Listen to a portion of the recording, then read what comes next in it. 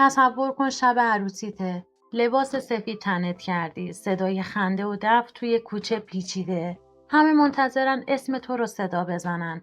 اما تو یواشکی داری فرار میکنی. نه به سمت داماد، نه به سمت خونه. بلکه به دل کوهستانی تاریک. جایی که فقط سرماست و صدای زوزه گرگ ها.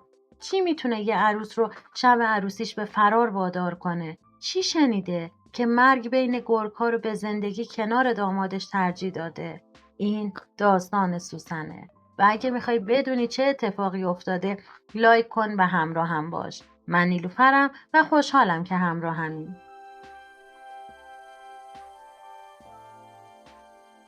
سوسن یه دختر یتیم بود. زیبایی عجیبی داشت. چشمهایی به وسعت آسمون، موهای سیاه و بلند، پوستی روشن و معصوم. اما بعضی وقتا زیبایی نعمت نیست. بلاست. وقتی فقط 2 سالش بود، پدرش برای نجات جونش خودش رو توی رودخونه انداخت و دیگه برنگشت.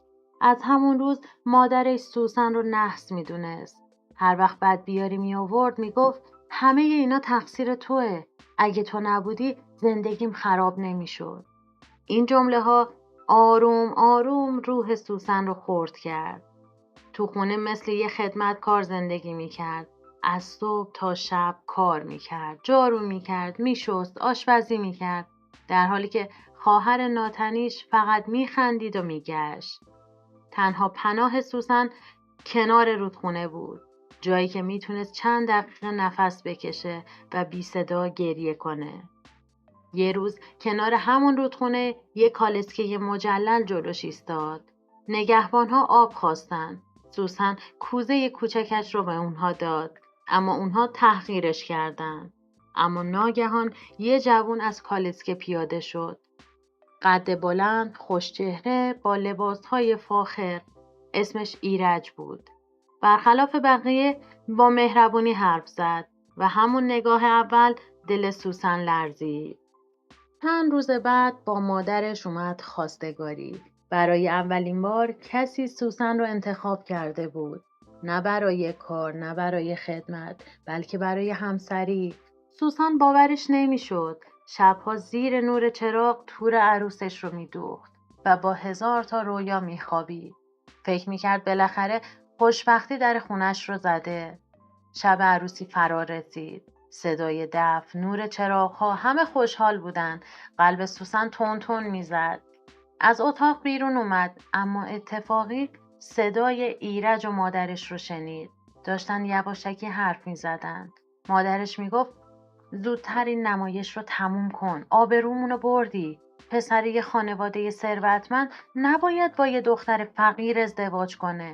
و ایرج آروم خندید و گفت نگران نباش مادر. چند هفته بیشتر طول نمیکشه.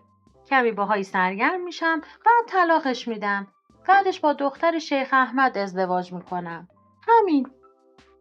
همین چند جمله همه چیز رو نابود کرد. عشق دروغ بود، خواستگاری دروغ بود، عروسی دروغ بود. سوسن فقط یه بازیچه بود. اشک‌هاش بی صدا میریخت، اما ناگهان یه تصمیمی گرفت.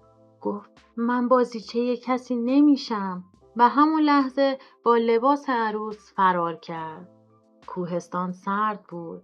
باد صورتش رو میبرید. لباس سفیدش گلی شده بود. صدای گرگ ها می اومد. اما دلش از همه سردتر بود. ساعتها راه رفت تا نور یک کلبه رو دید. پیرزن مهربونی پناهش داد. گرمش کرد و مسیر خونه شیخ احمد رو نشونش داد. شیخ احمد مردی شریف و مهربون بود. گفت هر کی به خونه من بیاد بی پناه بر نمیگرده. سوسن اونجا مشغول کار شد. آروم، نجیب، سخت‌کوش تا اینکه پسر شیخ کریم عاشقش شد. اما این بار فرق داشت. نه هوس بود، نه غرور. عشق واقعی بود، احترام بود، امنیت بود. وقتی ازش خواستگاری کرد، سوسن برای اولین بار نترسید. دلش آروم بود. چند ماه بعد 2 تا عروسی همزمان برگزار شد. ایرج با دختر شیخ و سوسن با کریم. وقتی ایرج سوسن رو دید، با اون وقار، با اون آرامش، کنار مردی که واقعا دوستش داشت خشکی زد. فهمید چی رو از دست داده، اما دیگه دیر شده بود، خیلی دیر. سوسن بعدها مادر شد. خونه داشت، احترام داشت، عشق داشت و فهمید گاهی باید از یه عروسی فرار کنید تا به زندگی واقعی برسی و کسی که ارزش خودش رو بفهمه هیچ وقت بازیچه کسی نمیشه.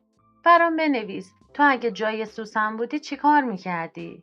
اگه میخوای داستانهای بیشتری رو بشنوی سابسکرایب کن و همراه هم باش.